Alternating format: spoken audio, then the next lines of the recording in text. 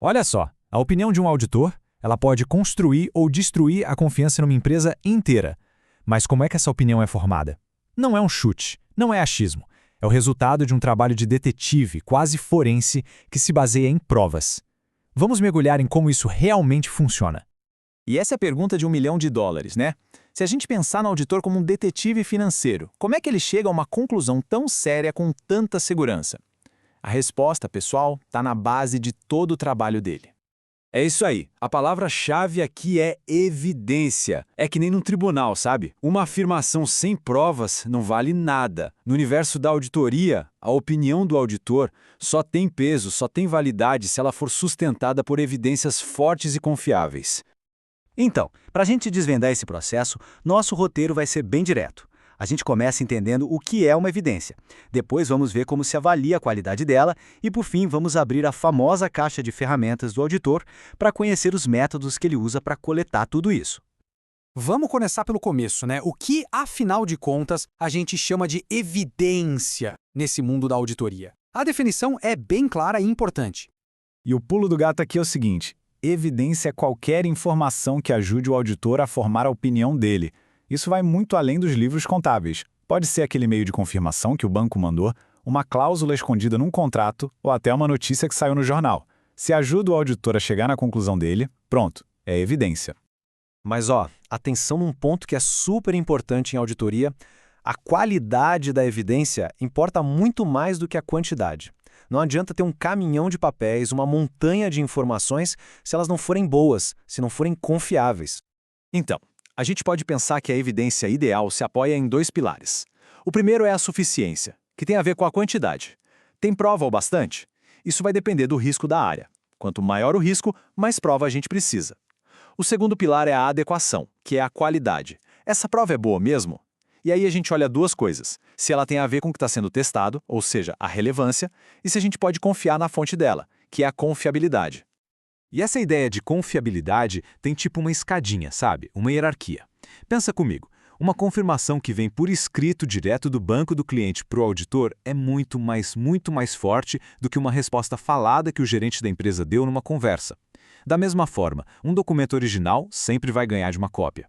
A lógica é simples. O auditor sempre vai atrás da fonte mais forte, mais direta e mais independente possível.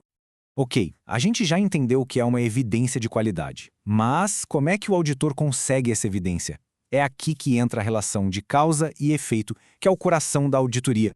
Olha só que simples e poderoso este fluxo. O auditor aplica os procedimentos, que são as ações dele. Essas ações geram as evidências, as provas, e com esse conjunto de evidências na mão, ele finalmente constrói a opinião dele. É uma corrente lógica, né? A ação leva à prova e a prova leva à conclusão. Não tem segredo. Beleza, vamos abrir essa caixa de ferramentas do auditor então. Quais são exatamente essas ações, esses procedimentos que ele usa para conseguir as provas?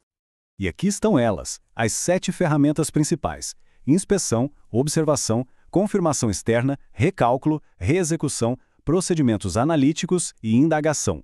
Cada uma é uma técnica diferente para buscar um tipo específico de prova. Bora ver como cada uma funciona na prática. A inspeção é talvez a mais fácil de entender, a mais óbvia. É literalmente o ato de examinar alguma coisa. Pode ser ler um contrato de venda, sabe, linha por linha para checar as condições. Ou então ir lá no estoque da empresa e contar fisicamente as caixas de um produto. É ver com os próprios olhos. Agora, a observação é um pouco diferente. Aqui o auditor não está pegando no objeto, ele está assistindo a um processo acontecer. Usando o mesmo exemplo do estoque, em vez dele mesmo contar, ele vai observar a equipe da empresa fazendo a contagem. Para quê? Para ver se eles seguem as regras, se o processo é confiável. A confirmação externa. Essa aqui é uma das ferramentas mais fortes que o auditor tem. Como o professor Arthur Leone bem disse, é como se o auditor mandasse uma cartinha, hoje em dia um e-mail, né? Pedindo para alguém de fora da empresa confirmar uma informação. Pode ser para o banco, para um cliente importante, para um advogado. E o legal é que a resposta vem direto para o auditor. Isso dá uma confiabilidade gigante para essa evidência. Recálculo é bem o que o nome diz, é simples, direto ao ponto. É o auditor checando se a matemática fecha. Ele pega lá uma planilha de cálculo de depreciação, por exemplo, e refaz a conta. Simples assim, para ver se não tem nenhum erro. A reexecução, essa aqui é mais de mão na massa ainda. Lembra da observação, onde ele só assistia? Aqui não. Na reexecução, em vez de só olhar a equipe fazer a conciliação do banco, o auditor pega os extratos, os comprovantes e refaz ele mesmo o trabalho do zero. É a prova dos 9 para ver se um controle interno realmente funciona na prática. Os procedimentos analíticos são um trabalho de detetive em sua forma mais pura. É sobre olhar os números e encontrar coisas que não fazem sentido, padrões estranhos, anomalias. Por exemplo, o auditor olha e vê que a despesa com salários subiu 20% no ano. Mas espera aí, o número de funcionários é o mesmo? Ué, isso acende um alerta vermelho na hora. É algo que precisa ser investigado a fundo. E por último, mas não menos importante, a gente tem a indagação, que num bom português é perguntar. O auditor vai conversar com todo mundo, gestores, funcionários, às vezes até com gente de fora. É excelente para começar uma investigação, para entender como as coisas funcionam. Mas, como a resposta é verbal, normalmente o auditor precisa de outra evidência para confirmar o que foi dito. E olha que legal esse quadro. Ele é um resumão perfeito de tudo que a gente viu. Ele coloca lado a lado cada um dos 7 procedimentos, uma definição rápida e um exemplo prático. É a caixa de ferramentas do auditor, toda organizada numa imagem só. Fica bem fácil de visualizar. Bom, depois de abrir essa caixa de ferramentas, vamos amarrar tudo o que a gente aprendeu, consolidar os pontos mais importantes desse trabalho de investigação. Então, o que a gente precisa levar daqui? Primeiro, a opinião do auditor não é achismo, ela é construída em cima de evidências. Segundo, essa evidência tem que ter os 2 atributos-chave, suficiência na quantidade e adequação na qualidade.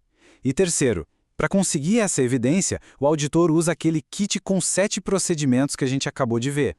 É esse processo, essa metodologia, que sustenta a confiança que o mercado precisa. E para a gente fechar, fica uma provocação. Pensa só, num mundo com cada vez mais tecnologia, Big Data, inteligência artificial, qual dessas 7 ferramentas vai ser a mais importante para o auditor do futuro? Serão os procedimentos analíticos agora turbinados pelos computadores? Ou será que a habilidade humana de perguntar, de observar, de desconfiar vai se tornar ainda mais valiosa? É algo para a gente pensar, né? O futuro da auditoria está sendo escrito agora.